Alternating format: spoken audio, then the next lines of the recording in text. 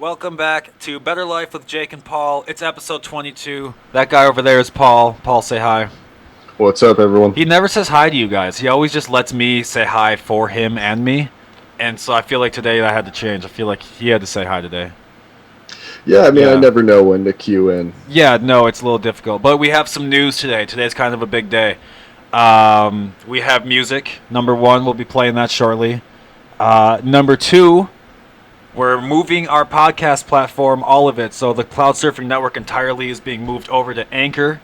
Anchor has generously offered to pick up hosting costs and everything for us, so we don't have to pay for anything. And so we're going to go ahead and switch over to them and say adios to Spreaker. We've appreciated our time here on Spreaker, but, money talks. So we're just going to follow the dollar sign. That's what it is. And Paul said his first $1,000 that he makes from Anchor, he's getting a big Anchor tattoo on his back. That's it. That's what he's doing with an infinity logo for the top bar of the Anchor. Correct. And he's going to have doves flying away in the background. Yeah. Yep. Maybe a flower. Yeah, so donate to the Patreon. Yeah. We'll see what the top idea is. Yeah, well. What else were we going to talk about? I feel like there was one other thing we had to say before we got into it, but I don't remember what it is. The Islanders. No, it's not I was wrong as fuck, but we'll get into that. Okay, here, we'll play the music quick. Yeah. You bitches can listen to it. Let me transition away from my face, because I don't want you to see me sit here and do nothing while there's music playing.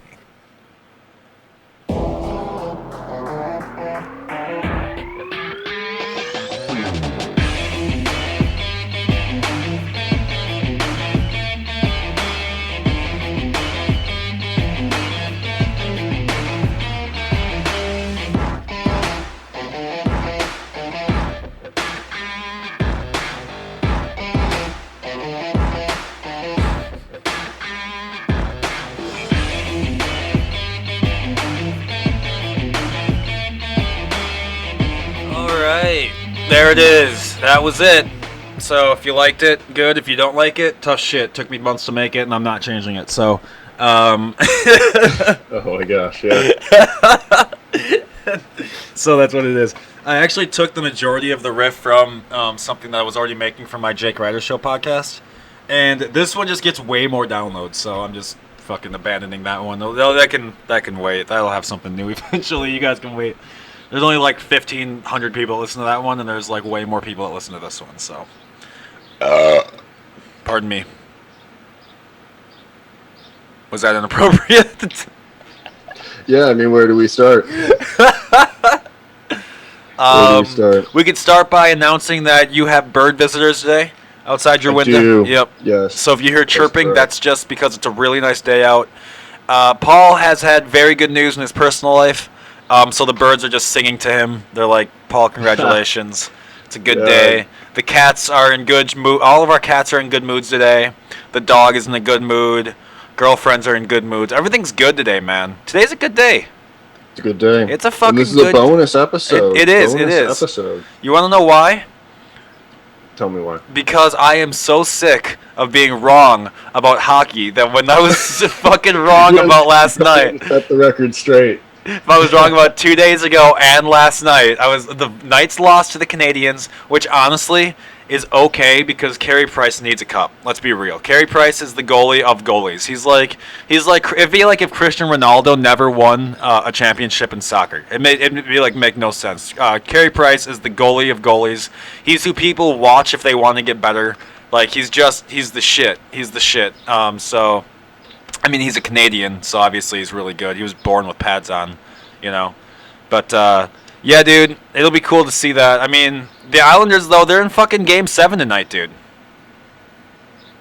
Yeah, I mean, it was pretty tough because we obviously we recorded earlier in the week. You're telling me, man, you should watch some hockey. I'm like, yeah, I'll watch the Islanders game. They just go, like, down, 7-0? 8-0 at the end. 8-0, yeah. Yeah. Yeah, so... Made me question what kind of advice we're giving out on the show. Well, and that's the thing. We take turns giving shitty advice. It was you before. It's me this time. Right. We just have to. We're switching off who's wrong, and then it's up to the listener to decide who's right this week. Is it him? Is it him? Who is it? Yeah. Bonus. Yeah, I mean, It could exactly. be neither of us, and you're just sitting there with, Yeah. I don't know. We paid rent off of our guesses before though, so we're not always wrong.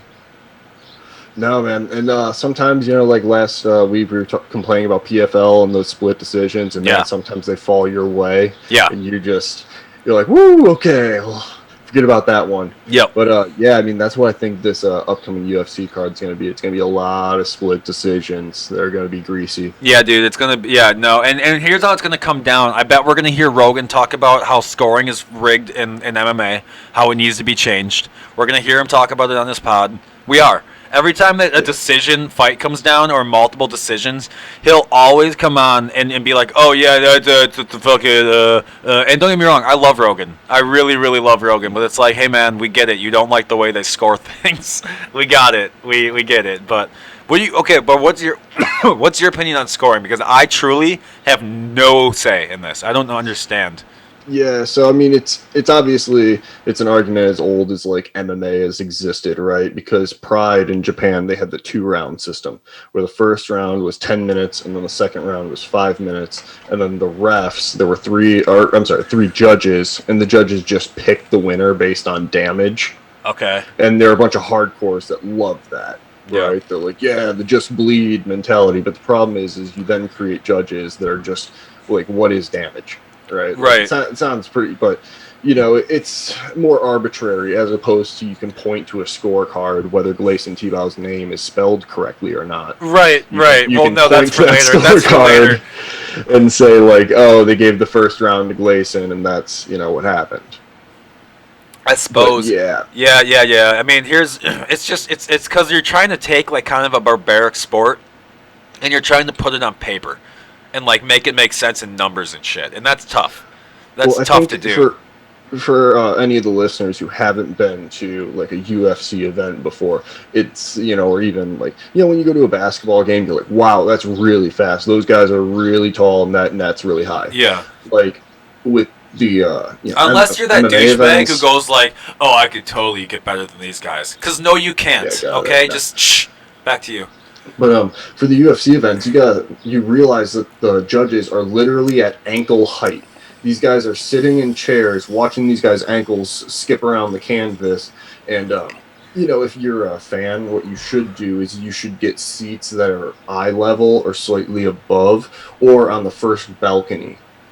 So first row of the first balcony, so you can see over the octagon. You can see over the top tape. Yeah. But, yeah, I mean, that's got to be so hard. Isn't that an ideal spot for judges to be, up above? Well, you also got to think that these judges too are typically boxing judges, where like defense is awarded, so they're on different criterias. Okay. Right, and they're both kind of arbitrary. I see. But yeah, it's tough. I mean, that's why the 5-round fights are really like the prelim fights. Like that's why we had Leon and Nate Diaz go 5 rounds. Yeah. Like if that went 3 rounds and Nate just gets shellacked 30-27. Right. What did we really watch? But man, oh man, do we before we get into MMA, do you want to talk a little Olympics? Dude, I want to finish real quick about the Canadians and the Knights. Oh, go for it. I need to talk about them quick. First of all, Judd Caulfield. No, not Judd. Sorry, Cole Caulfield. Judd's he's going to the University of North Dakota. My bad. Cole Caulfield. The Caulfield family they're good at hockey, man. All of them. I swear to God. But the way that Marc-Andre Fleury basically had a puck hit his skate, and it kind of just went boom, right into the net, and like kind of scored on himself a little bit. And so it's going to be like, oh, it was Marc-Andre Fleury's fault. We should have had Leonard in and blah, blah, blah. And, I mean, here in Vegas, too, especially, I love Vegas, don't get me wrong, but, guys, you don't know hockey that well. And so it's kind of annoying to listen to some of the guys out here be like, well, you should have shot the puck. It's like, he can't just shoot whenever he wants, because if you just shoot the puck and it bounces off and then it gets to be turned over, then what? Now you're fucking forechecking to get the puck back instead of just setting up a play where you have a clear line of sight and you can fire it. You don't think the professional fucking hockey player knows to shoot the puck at the net? Like, let's be... You don't think that they understand that they need to shoot the goddamn puck? Shoot! No shit! Right. No shit. They know that. And trust me, those guys down there, if they win the game, they make $500K each in bonuses. You think they don't want to win more than you? Fuck off. They definitely want to win. I almost want to tie that into the Ben Simmons controversy that's going on right now. Yes, dude. Where it's like you show this highlight of him not dunking the ball Yeah. or whatever, but it's like, okay, the guy's in traffic and you're showing one play, right? The more egregious part is that he didn't shoot the ball in the fourth quarter. That's the big problem, right? Like this is one of the leaders of the locker room, and you're expecting him to really take over, and he just dinged. Right. Like that's the more egregious part. But it's like, man, you think that guy wouldn't have packed the ball if you think he felt comfortable? Right. Like that dude would tomahawk jam that thing in warm-ups. Like that's the problem. It's like Scottie Pippen had a pretty good take on it, where it was like if you compare Ben Simmons to Giannis, Giannis will airball 2 free throws in a row, but then still come down the court and try to dunk in your face. Yeah. Ben might airball once and then pass it off. Yeah. And it's like those are the guys in the locker room, that kind of dynamic. And all respect to Giannis for airballing those free throws, but man, I mean, competitiveness is such a wild thing, and you see it in the playoffs right now. And yeah, I mean, what a weird series. And apparently the NBA's had the best views since 2002. Dude, the NBA is doing great right now. The Clippers and the Suns. Have you seen them? What's going on? That is a fun fucking series to watch. It's a crazy series. Dude, Chris Paul is back, number one, for the Suns, which is awesome, even though his first game back is their first loss to the Clippers this series in Game 3. But Paul George is also on the Clippers, so, really, how hard... I mean, it's fucking Paul George. Get the fuck out of here. And savage. So that's just a dope series to watch. I just have fun watching it. Like the NBA, especially because in the NBA in the background they have music playing all the time, and there's just always some rap music going on in the back. It's just fun to watch. I don't know. I think it's fun. Yeah, definitely. I don't know what they've done in terms of production, but it's definitely more entertaining to watch than in prior years. Adam Silver took over, and then things have gotten better. I'm telling you, man, that dude changed the fucking league. He's a great commissioner. It's tough to watch Trae Young just put up 46, 48 points against the Bucks. And just Bae Young out there just cannot be stopped. What can you do? What can you fucking do?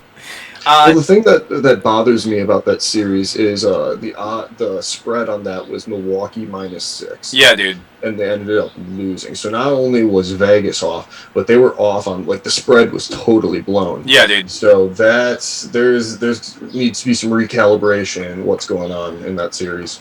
Yeah.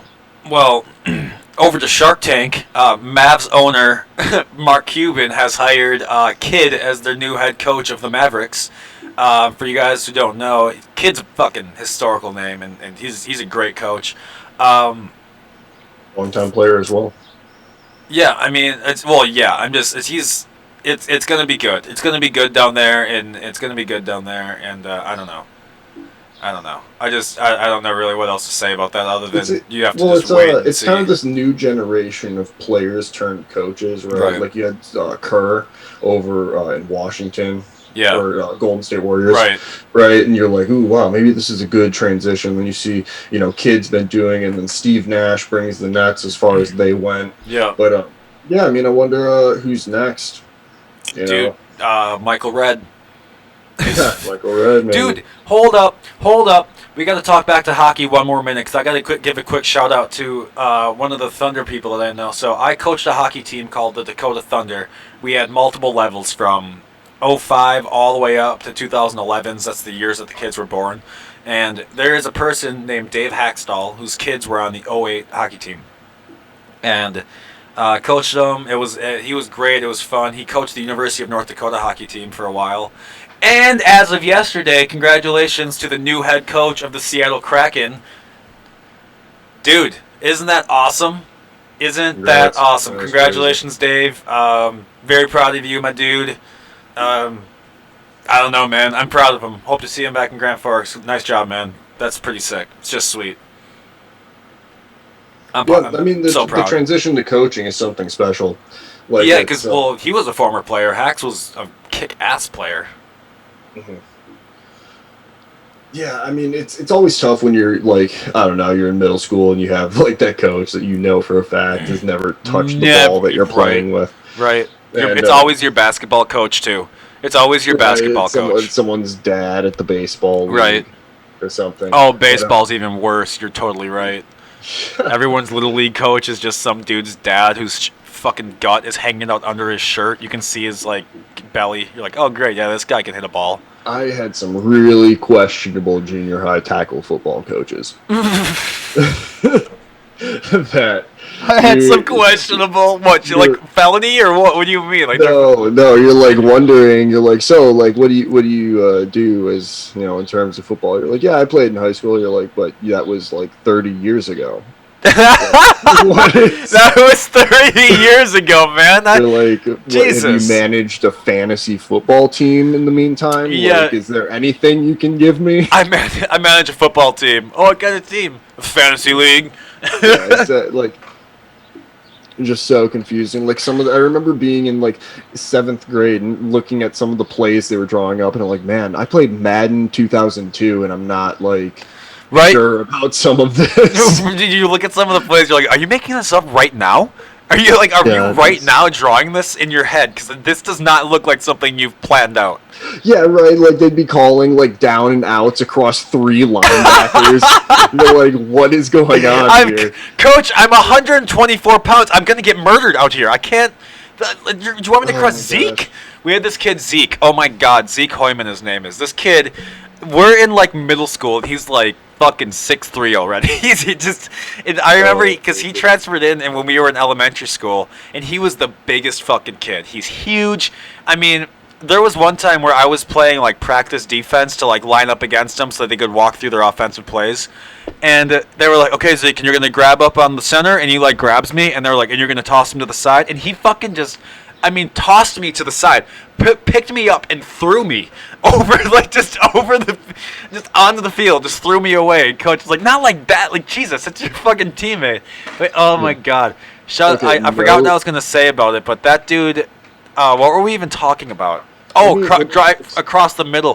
One time he tackled me so hard that I fucking feel like to this day I might have cracked a rib. I mean, I didn't want to say it because you don't want to be that guy who, like, stops practice, but... yeah, one time he tackled me so hard, I felt my bone go, and I'm like, oh, that's not good. It hurts to breathe.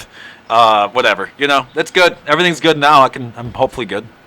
Oh my gosh! So get this, my in junior high football, my coach ran what he called like the tight end halfback option, which is essentially the quarterback would take the ball right under center, turn with no drop back. You would just turn, and you would either hand the ball off to the running back, who would then run it right up the gut, or you would pitch it like smoothly with your back, like shielding it, and you would pitch it to either the other running back who was going the other way or the tight end who was coming across. It was like reversing across the field? Yeah, so he would drop back and then go across. Yeah. But the problem is as quarterback, you would not take a drop back, so you would just sit there and get run over if your center got pushed over. Yeah. And it happened every single time. That the line would just get pushed over 2 yards, and the quarterback would just get. Because you have to drop back. You have to. The line moves. It's not a stagnant thing. Every single time. And he'd just be like, running back down, faster. Like, you guys aren't running fast enough. No, Coach, there's no line. Coach, the Japanese are on they're here. Yeah. Anyway, you want to go to the Olympics? Yeah, let's go into the Olympics. Dude, let's start with Sha'Carri Richardson. Let's start with Sha'Carri. 10.86 second 100-meter dash. By the way, that's slower than she did in 2019 at the NCAA. She won the NCAA title with 10.75. She is so fucking fast. It's not even funny. Does the whole race in gorgeous getup, full lace, lashes, and fucking nails, dude. Her hair was gorge. She had like 3-inch nails on. She had colorful laces. She looked fucking fine out there. And then she goes and wins, and then she runs off and screams, "I'm a fucking Olympian!" into the camera. I love it. Yeah. I absolutely love it. Finds her mom, gives her a hug. Oh my God. On Juneteenth. Yeah, that was a lot of fun. Victory. That was absolute victory. That was a lot of fun. Well, it's like the whole get up, like you've seen like moderate outrage, and that outrage is the wrong word, but like moderate whatever from people who are like, I can't believe that she would do the whole makeup and lashes and nails, and it's just like whatever. It's like, I don't know. I can't believe that she would. Yeah, well, that's why you're at home watching her race. You know, like, doesn't matter what you would do. You're not fucking racing. Dude, I want to see, like, I don't know. Like, everyone's seen that kind of post going around where it's like, the Olympics should have one average Joe just to, as a good scale, a good benchmark for what we're seeing. And this would be a really good example to just watch these women just dust that dude. Oh, dude, yeah, him, bring the guy. Yeah. Be like, oh, really? Okay, well, you don't have any nails or hair on, so you go ahead, line up. Go ahead. Mm-hmm. All right, and 3, 2, 1. And let's see. And she just fucking... And this dude's, like, falling over his own feet, like he can't even run straight. Well, it's like, the guy at the YMCA that's, like, 28 years old. He's like, yeah, I would have gone pro, but my coach never sent my tapes in. Right. Yeah, my coach never got my D1 tapes out, so a couple D3 schools offered me a scholarship, but I didn't want to go. I tweaked my knee a little bit in preseason. Yeah. Just never recovered. Yeah, I definitely would have gone pro if I wouldn't have tore my ACL. You know, that was it. Really? Really? Put that guy up for the high dive. Yeah.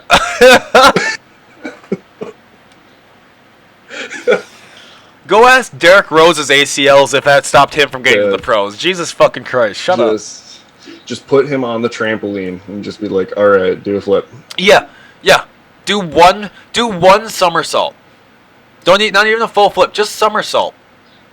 Good luck. Yeah, right. Do a cartwheel. Oh my gosh. Do a fucking cartwheel. See if you can do a cartwheel. I would love to see it, like, especially the shooting events like archery, and you watch this guy, he can't even like pull it back, can't even draw it backwards. It's like a 100-pound bow and you can't draw back the fucking drawstring on it. Yeah. I usually use a 75-pounder. Oh, the youth bows. Okay, let me go ahead and grab you a youth bow. That's fine.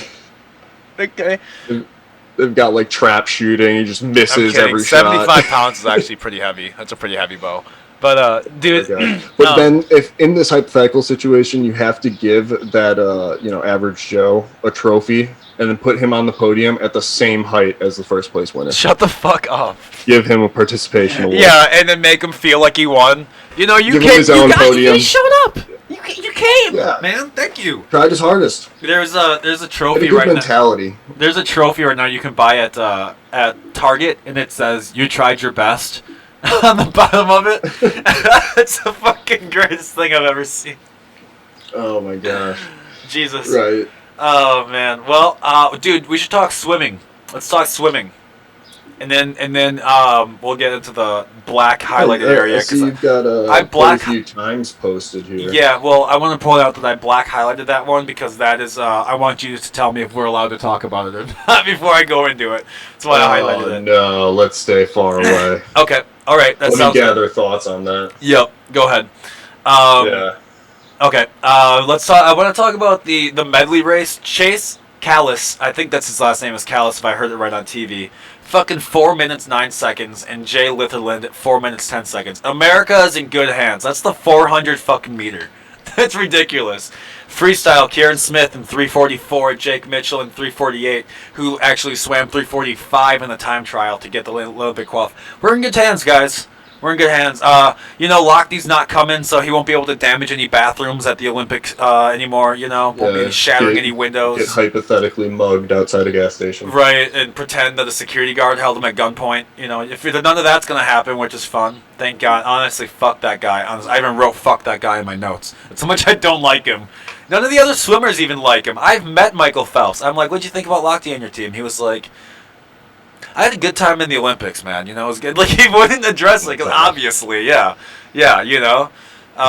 where is Phelps right now? What is he up to? Do you know? He's just living his best life. Remember when everyone was upset that he smoked weed? I mean, I always pointed to the fact that, like, he was eating 10,000 calories at breakfast. Well, not only that, I always pointed to the fact that the dude literally had a problem with the way that he grew. Like, he had a growth issue. That's why his legs are so goddamn short and his upper body is so big. His body hurts to exist. Like, that's why he likes water. His body physically hurts. So I know quite a few swimmers and people that swam in college and stuff, but it like for me running was actually kind of tolerable, right? Because the environment changes, you know, you see the birds, the trees are passing you. But with swimming, you're just looking at that blue line at Yep. the bottom of the pool, and it's you and your mind. And then like it gets to the point where you're only allowed 3 breaths per length of the pool and at Yeah. the highest levels and stuff. So you're just waiting, waiting, waiting. You're doing the backstroke. You're waiting to see the flags. You see the flags hit 2 strokes and then turn. Yeah. It's so much. Your mind's got to be bulletproof for that. Yeah. Yeah. Oh yeah, dude. Oh my god. Oh my It's such a god. hard sport. Well, I hope Phelps is doing well. I hope Subway gets him back. I mean, if That'd be they cool. had Jared, they had Jared. Okay, let's talk. If They had you're Apollo Ono. You remember the speed skater dude that kept they had yawning? him really. Yeah, the guy that couldn't stop yawning on the ice. Yeah, but I didn't know that they had him. Everyone knows Yeah. Apollo. That's a dope name. If you hear someone named Apollo, I mean, they're gonna be like, oh yeah, remember him. He's gonna be good one day. That's for sure. You know, like that's good. Um, Man, speed skating. That's another like crazy. dude, Obviously, I Winter love. Olympics. I've tried. Have you ever tried Crazy speed game. skating? Like, I can't even skate backwards. have you? Can you ice skate? Forwards. Okay, well here's what you got to do because you're closer. You're closer to this place than I am. In Milwaukee, there's a speed skating rink where you can rent speed skates and just try them out. And you don't. You only go forward on speed skates, so that's good. These things are like clapper boards. The fucking only the front of it is attached and the back of it is on a spring Yeah. that goes like that. Dude, it's so interesting to skate on those. It's like skating on skis. It's kind of weird. Oh man, I have anxiety thinking about that. My knees are getting weak. I just feel my knees exploding. Your ACL just tore hearing me talk about it. Yeah, exactly. Do you know how old I am? My ligaments can't handle I'm that. older than you. Shut up. And I've had way more surgeries done. Correct. Yeah, That's true. because you're a little safer than I am. Dude, Yeah. what in the fuck is going on with Aaron Rodgers? He what do we say? I mean, we've been tracking this for a while. He's going to pay his fine for skipping, preseason practice and stuff. But I mean, he's going to play week 1. Now, if you're in the fantasy football game, this is very interesting. This is like the hottest news that you can possibly imagine, right? Because you've got Deshaun Watson. Does he play in week 1?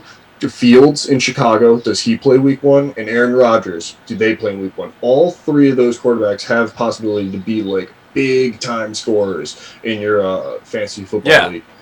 But yeah, that's interesting because if he doesn't start week 1, I don't know what happens, man. I'm sure he starts. I'm sure he's just pouting. Know what we should do? We should What do a Better Life Fantasy League and invite some of the fucking listeners to play with us.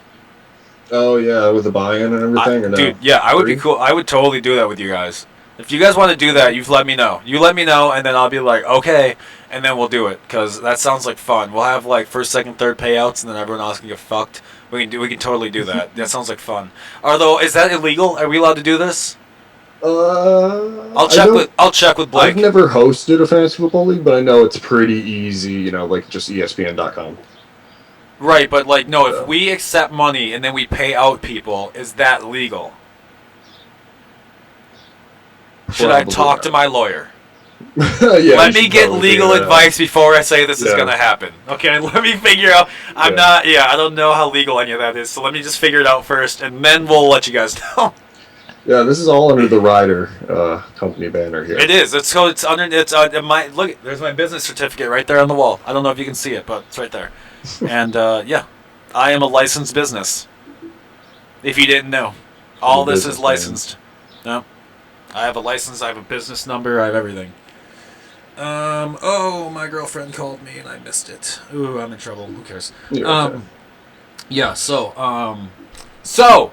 we got to talk MMA. I want to talk MMA a little bit, dude. Yeah, I just want to talk about Rodgers. There's really nothing much to talk about football, honestly. Like the only thing that's really going on in football is like off-season training and preseason stuff, and just Aaron Rodgers drama. That's really all the NFL is right now is drama with Aaron Rodgers.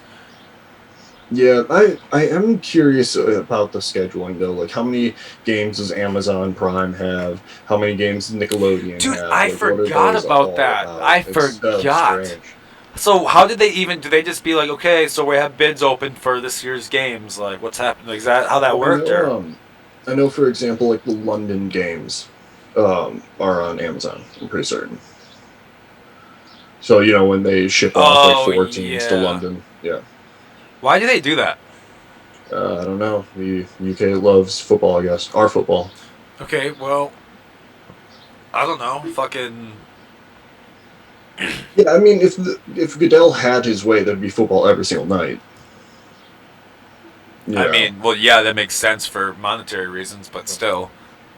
Yeah, what I've seen, and I've actually listened to a little bit of fantasy football. Like the schedules are all out, and people are starting to like create mock lineups and who's going to be good where and Yep. stuff. And I've seen what's called the mini buy, where people, you have the bye week, which is a full buy. But let's say you play on a Thursday, and then you get that week and a half off. Yeah. That's your mini buy. But there's also the half week, which is you play on a Sunday, but then you have to travel to the UK. But there's like 2 days of traveling, so you lose those 2 days. Yeah. So I mean, I've seen people take this so seriously. It's all for a tiny trophy to share with your friends. Yeah. Well, I don't know, man. Oh my god, let's get into MMA. I can't. But yeah, in We're terms done of with. real money here, Yeah. we told you that Kayla Harrison was probably going to be an absurd favorite, and as of right now, she's minus 3340. That's 3,340. Yeah, so to put that Yeah. into scale, Mike Tyson over Buster Douglas was 4200. Yeah. So we're in the realm of Tyson numbers in his heyday, like that 42-1, like ESPN 30 for 30. Like Kayla Harris right now is 33-1. Dude. So she's probably going to run over Dan Dwan. There's no money to be made on it. She's gonna be one of those people that we're gonna see from like 3 years from now, and we're like, holy fucking shit. I'm telling you. Well, it's going to be confusing if she stays in the PFL or if she ever crosses over to the UFC. Well, what do you think's gonna happen? She's making it too easy at the PFL. She should stay there. There's something about being like the poster child of an organization. And we kind of see this with Chandler, right? Like when Michael Chandler came over, he was hot stuff. And then he lost, and now he's just middle of the pack. Like I'm sure he could headline pay-per-views. I wouldn't I'm say sure Chandler's middle of the pack. He's an upper end fighter. He is, but do you know exactly what I'm talking about? Like Kayla has headlined every single PFL event she's ever been a part of. I know what you mean. It's like, yeah, you're saying to keep the legendary status over in the PFL instead of. Yeah, I get it. I get exactly what you mean. I just think that, I mean, the UFC is the fucking place, man. The UFC is the place. That's just what it is. Oh yeah. The other was kind of, I mean, this PFL card, I haven't looked too much at it. Like I said last week, PFL's kind of Excuse me while I just fucking chain smoke over here. Jesus Christ, this is my fourth bowl. In terms of, oh my gosh, yeah. But I did see this interview with Pettis where Pettis is saying that he's going to come out orthodox and he's going to use his hands and he's going to be heavy in the boxing. And I'm like, why would Pettis this late into his career change his stance and change everything? And I'm telling you, that Clay Collard fight really messed with him. That fucked with his head. That fucked with his head. he got mentally beat up. Honestly, like he got beat up, but he got mentally beat up too. Like he went home and cried. I guarantee it. It's tough, man. When you have that debut, you're headlining the card. There's $1 million check with your name on it at the end of the season. Then this dude drops you on your head 4 times. That's ego. That's ego. On social media, man. You see it in my Instagram reels. I've been working orthodox. I'm like, man, this is going to be interesting because when you were champ, man, you were southpaw and throwing all sorts of kicks. Right. You throwing not only kicks but disguising the punches with the kicks. Yeah. And he did both. Like everyone sees that Showtime kick, right, where he jumped off the cage. Oh yeah, that's a clip forever. But that was in the 5th round with 1 minute left. Yeah. Because he's a goddamn spider monkey. The earlier 23 minutes where Benson would throw a kick to the body or the head, and he would block it, and then Pettis would launch a kick to the leg. Yeah. And Pettis had ruthless. Yeah. And he would hit him so fucking hard that it would fucking just clap across the oh my god. And he's just that's why I get nervous when he's like, yeah, I'm switching my stance and I'm going with my hands. I'm like, what? You shouldn't. No, you you dance with the girl who brought you sometimes. We'll see, man. We'll see how he does. I mean, maybe it works out for him. Maybe we're wrong. We don't know. Maybe we're wrong. But He's minus 200 right now. I think you just avoid it altogether, just like you avoid the Kayla thing, because at minus 3,300, we're like, that's banana peel prices. Yeah, it's not even worth your fucking time. The only way is if like Kayla goes onto the arena, right? Bell rings and then someone shoots her. Like that's the only way that you're winning that fucking bet on the other end. Right. The ref puts on a fight kit and does the 2-on-1 match. Yeah. Yeah. But the ref hops in on the action. All right, that's gonna be a little change up. I'm actually Kane from the WWE. It's me. What's up? He just ugly ass. Like Bruce Buffer walks out. Michael Buffer walks in from the WWE.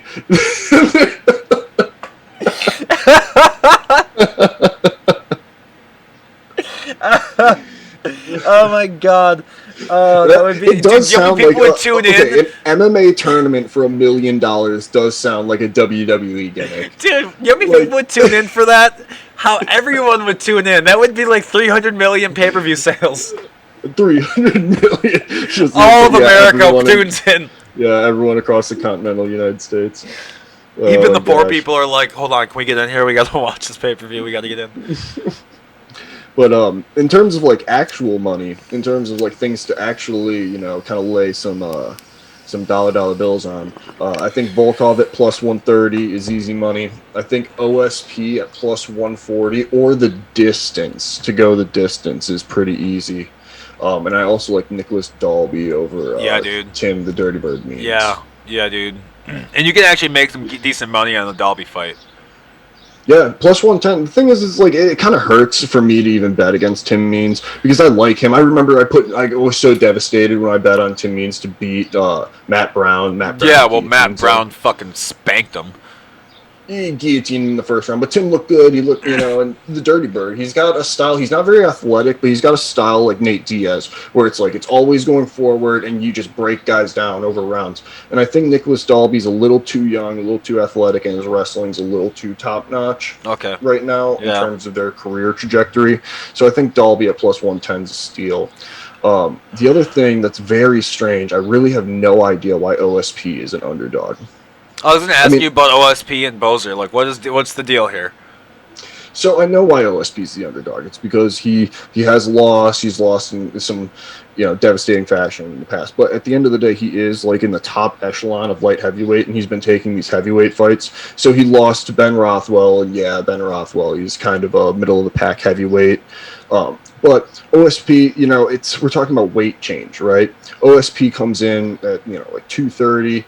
Pretty middle heavyweight area. But the thing with Bozer is Bozer lost 3 weeks ago to Alir Latifi, which we called on this podcast 3 weeks ago. Yep. Well, by we, I mean you called it. Yeah. Well, it's like Latifi has such a very obvious, apparent path to victory, right? Like he was just going to wrestle Bozer. Yeah. And if Bozer doesn't, and he just doesn't have Olympic caliber wrestling. And if you're not ready for it, you just start going to lose. You're just going to lose, dude. Yeah. And there was a size difference and this and that, but OSP is a big dude. Like he's and like he could snap me. Remember people were giving him kind of questioning his contendership when he lost to Glover Teixeira. And like Glover Teixeira is fighting for a belt right now. Like 6 years down the line? This was in 2014. But OSP's been a perennial contender for 10 years now. And for him to be an underdog is kind of confusing, especially to a guy who still has bruises from Alir Latifi. Well, the thing is with OSP too, I mean, he's not that young either. I mean, he was what? He was born like 83? Yeah, he's in his late 30s. Let me look. He's in his late 30s. And plus, isn't he? Play, like, he's one of the original, isn't he? He's like back in like 06, 07. Let me see. 08. Yeah, he was in that triangle with John Jones and Daniel Cormier. Yeah, John got suspended for PEDs. Yeah. And then he comes back and he has to fight OSP for the interim belt. Well, and is OSP is like one of the only like Haitian professional athletes in America right now. There's really not that many. Yeah, man. And he's good, but the thing is, like, if you play MMA math, right? Like, Latifi choked out OSP, Latifi beat Bozer, so I guess these guys are in the, like, O'Lear consolation match. Yeah. But I think in terms of athleticism and caliber of opponents, I think OSP is going to do it. And I can tell you right now, Bozer's probably not at his best. Well, But then I mean, hey, then that's I'm taking your words. I'm putting money on Dalby and OSP. That's what I'm doing for That's what I'm doing this week. Again, we are not financial advisors. We are telling you what our parlays are, and you may do the same if you choose. But correct. And if you want to get super spicy with it, the 5-man parlay. So if you were doing like DraftKings, or if you were doing like fantasy MMA where you have to put together a lineup, 5-man, I would put Volkov, OSP, Hani Barcelos, Nicholas Dalby, and then Rachmanov. I think the Rachmanov is going to style on Prezeres. And I think, so Barcelos, that's the only man we haven't talked about yet. Yeah. He's got a fucking Timur Valiev. And Hani Barcelos is like the guy that I would make in like my creative fighter EA UFC game. Like the flying knees, spinning back kicks, and submissions. Yeah, and like, I don't care about any of my other stats. It's like all moves. And that's Barcelos. And that guy, he's just like a tornado out there, man. And I think he might run over Valiev. So he hasn't fought in probably, 8 months. So it's been a while, but I think Hani comes out and does it. Well, I mean, if that's, I'm going to go ahead and I'm going to do that 5-man. That's what I'm going to do with you. I'm going to do that, and we'll see what happens.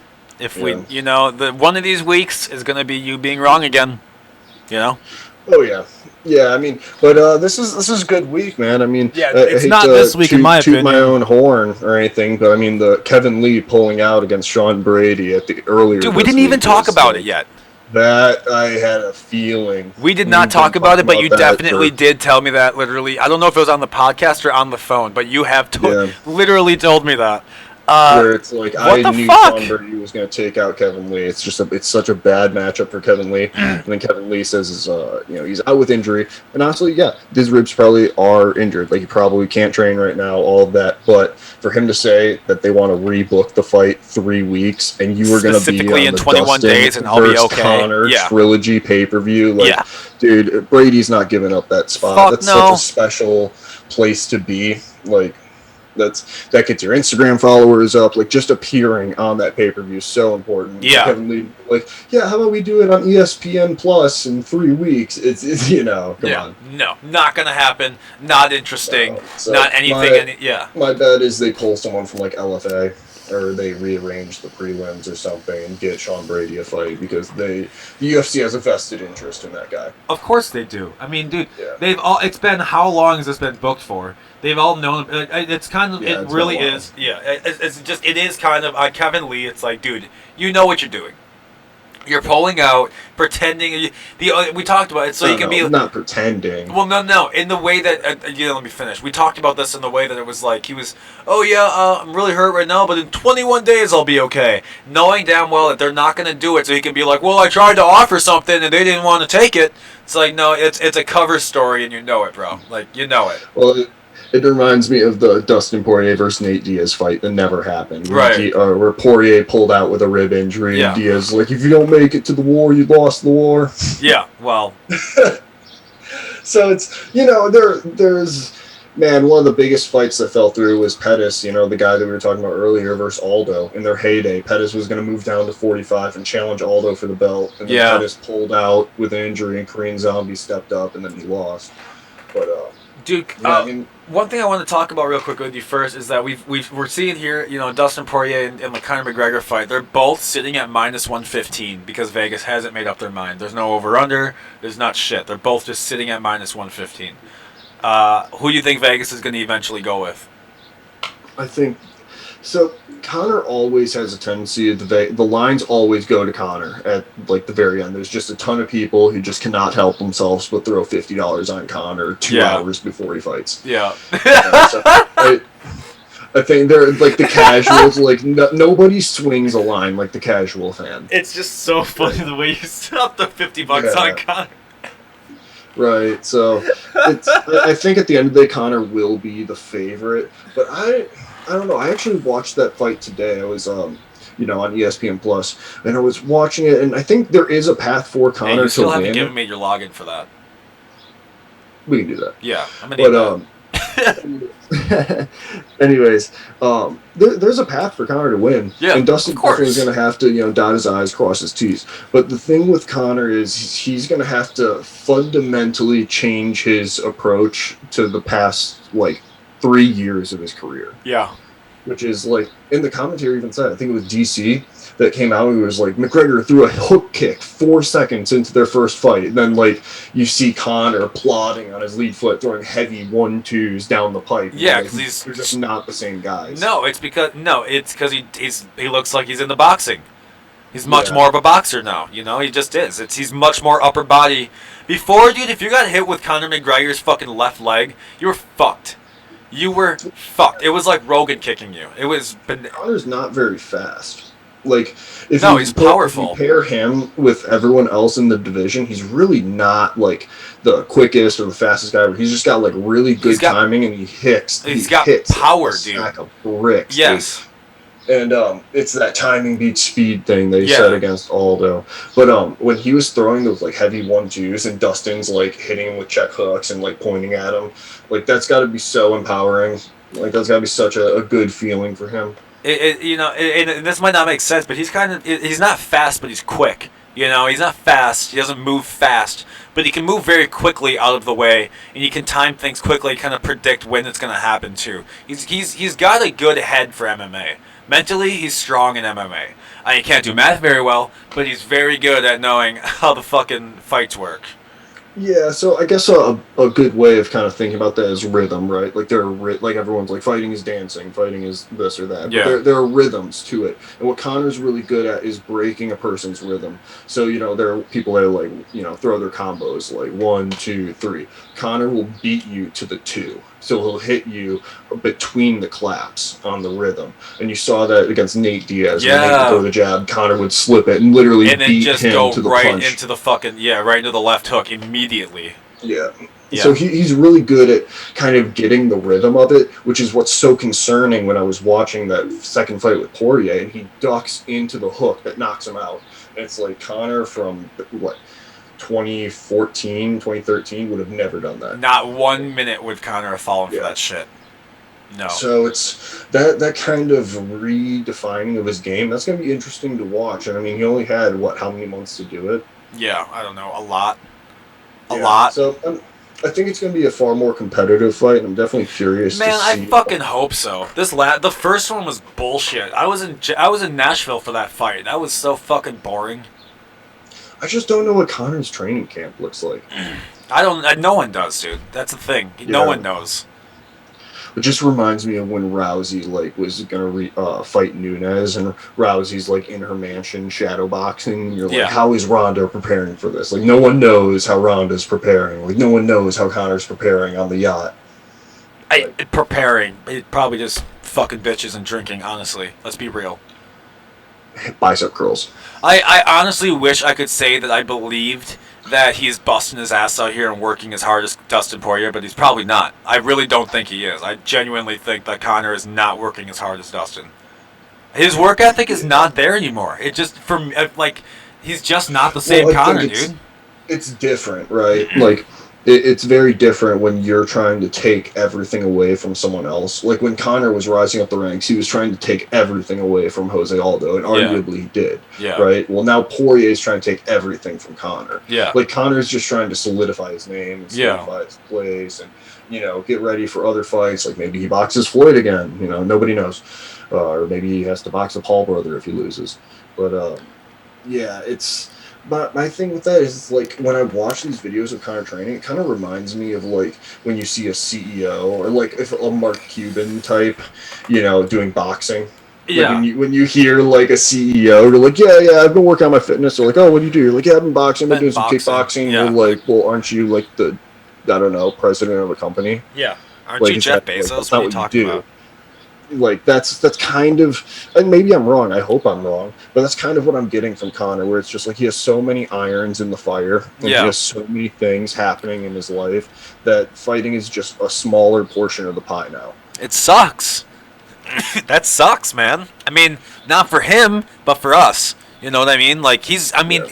he's fine. Look at that mansion he lives in. He's got his own brand of tequila I or mean, he was the whiskey. #1 most paid athlete last year. I mean, dude, he's fine. Whether he wins or loses this next fight is not going to change his life at all. He's still going to be Conor fucking McGregor, and all of his fans are going to still be those fans that love him to death regardless.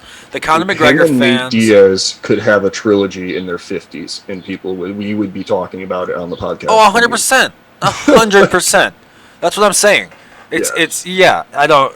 fuck, man.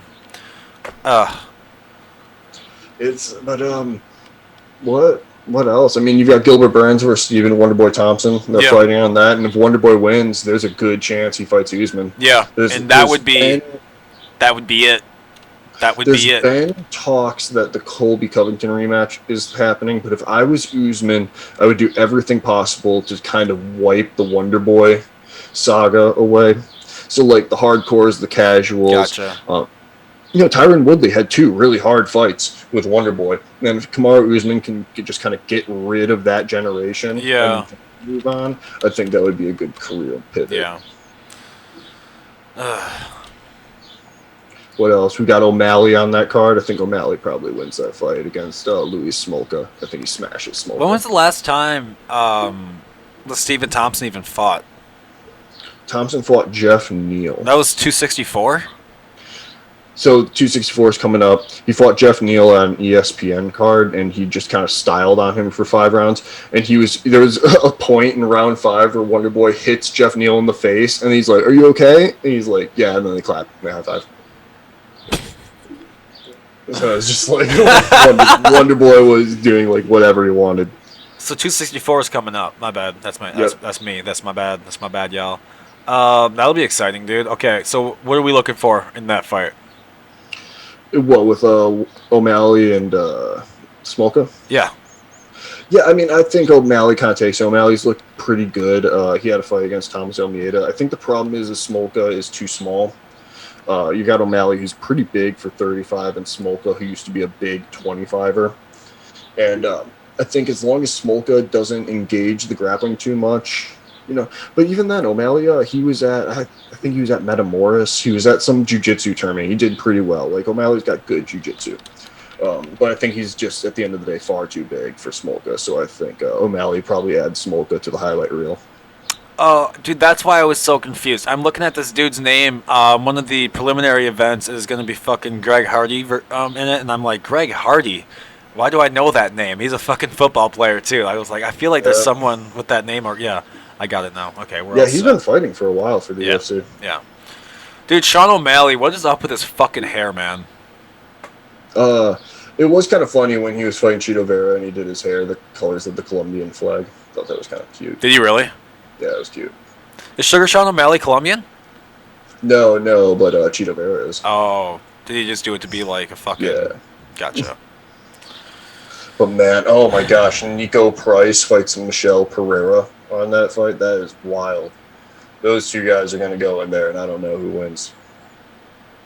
That is insane. Nico Price has knocked 2 dudes off his back. Dude, this doesn't even look like off his back, and Michelle Pereira has done a backflip in the cage. So this doesn't even look like a very fair fight, to be honest with you, between Sean O'Malley and Louis Smolka. Well, Smolka, the Last Samurai, as his nickname entails. He's very good. He's been around for a while. It's just I think he's going to be a little outsized. He looks like he doesn't have as many strikes. He like every statistic other than grappling really goes to Sugar Sean. But you got to be careful with him because he's a really good grappler. He fought Ben Nguyen and put an absolutely insane beating on Ben Nguyen. Well, then we'll see. Where he took him down and just mounted him repeatedly and just punches. I just think the reach on O'Malley is going to be. I mean, O'Malley can just fucking stretch and just be like, here you go, and just deliver to the fucking chin, Yeah, well, especially in we were talking about this with Giga Chikadze weeks ago, where when you tape the ankles, that has got to be investigated.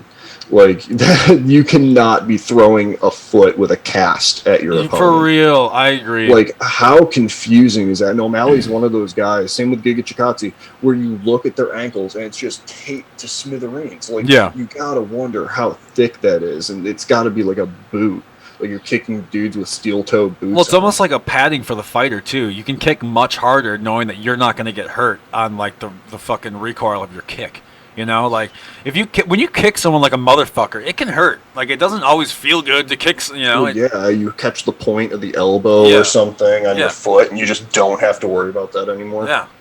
Like, obviously, you are worried about it because it's going to break your foot. But no, I know what you mean. It's one of those things, like, it's just, if you have a boot to protect the majority of your foot from the strike that you're delivering it to someone, or even countering from someone, you know, like, it's a lot. If it's definitely, like you said, got to get looked into.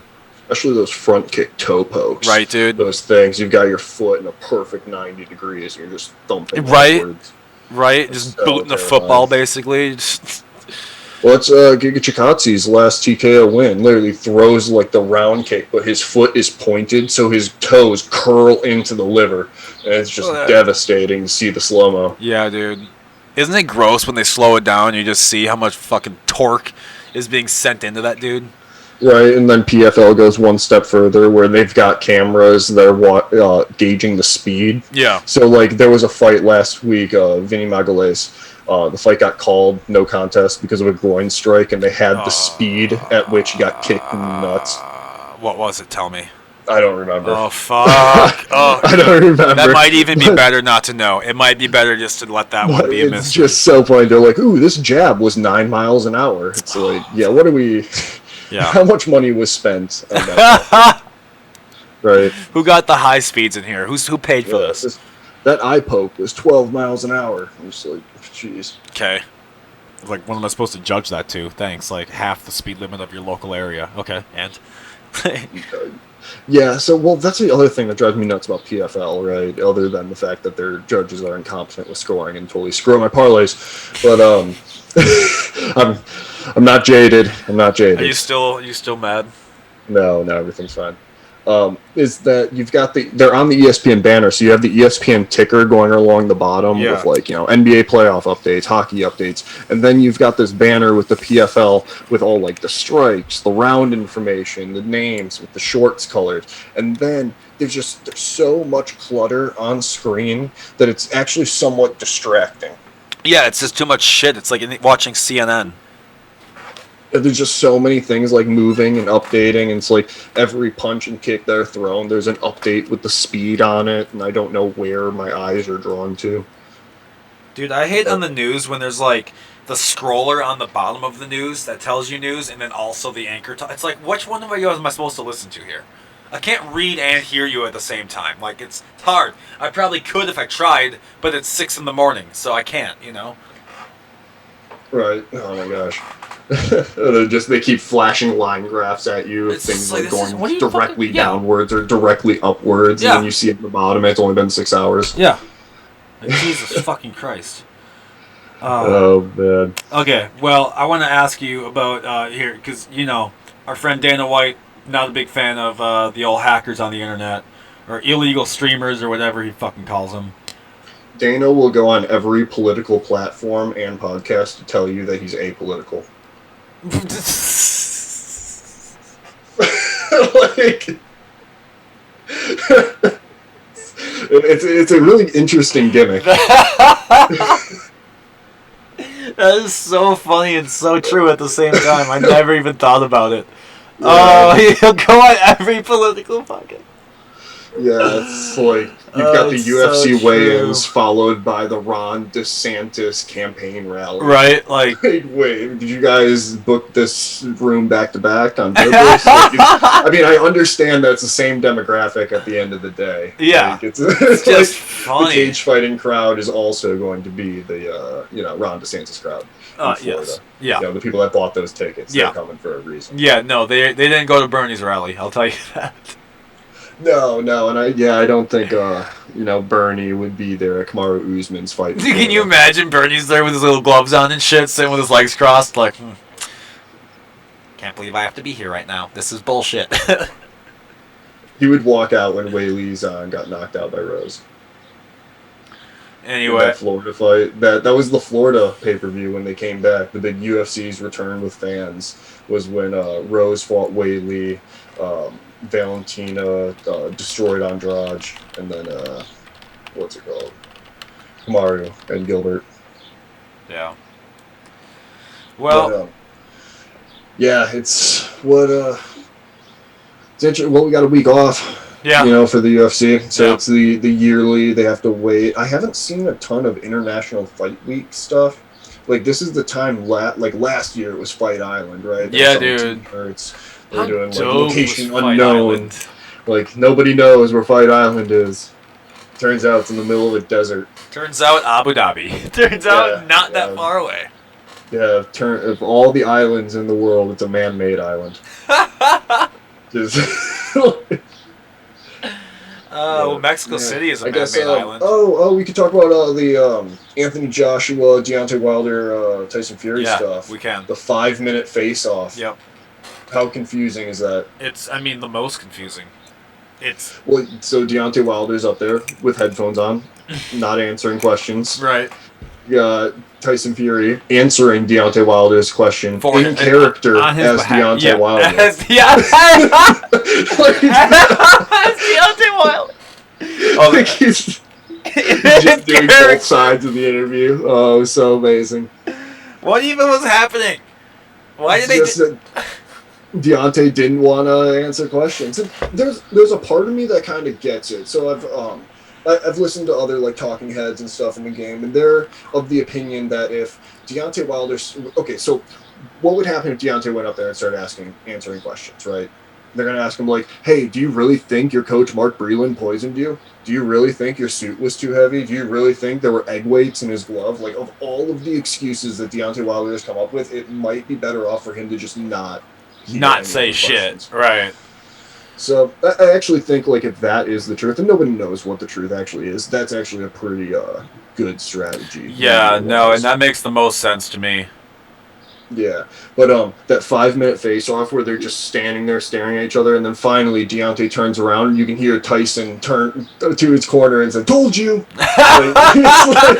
like, told you he turned first. Like he's like Tyson's such like a weird competitor. Yeah, and then it turns out that like 10 years ago, or almost, oh my gosh, more than 10 years ago when he fought Klitschko, that him and Klitschko were cutting weight in the same hotel. Vladimir Klitschko, the former heavyweight champ. Yeah, when was that? Oh, years upon years ago. I don't even remember it. Yeah, well, essentially Tyson Fury beat him and then retired. Okay. But anyways, they were cutting weight, and they just happened to be in the same hotel, in the same sauna. And Tyson apparently had been cutting weight for like 30 minutes or whatever, and Klitschko just waltzes in, and Tyson didn't leave until Klitschko left. And so he sat there for an hour. He just sits it. And he's like, "That's how I knew I would break him. I knew I could beat him." He just sat there and outweighted him in this fucking hell, just sitting in the sauna waiting. Yeah, so it's like you meet Tyson Fury in the sauna, you stare him down in the breakfast buffet. I thought you'd go first. Yeah, like, gosh, he's the type of guy you make eye contact with across the room and he doesn't look away. Right, he just keeps staring at you and you're like, what? What the fuck? Like, is this guy gonna kill me one day? What is this? But that's Jesus. Pretty interesting, especially when you've got Anthony Joshua on the sidelines just chirping away. He's like, "Oh, I'd knock both of you out." It's like, well, sign the contract. Yeah, for real. Come on, guys. Like, you tried to do this, but you didn't really fight that hard, did you? If Deontay Wilder just waltzes on in. Right, seriously. Yeah, like, I know they got an arbitrator, but it's like... Yeah. The way that I see it is it sounds like Tyson Fury's camp just wants to run this guy over and get it over with. Well, yeah, I mean, and at this point, you might as well. Let's be real. At this point, you might as fucking well. Well, we're going on like an hour and 10 here. Should we wrap this bitch up? Yeah, we should wrap this up. All right, man. Well, it's been another fun episode here. And, yeah, let's play the music on the way out so that we can have it again. Why not? Twice as nice. Yeah.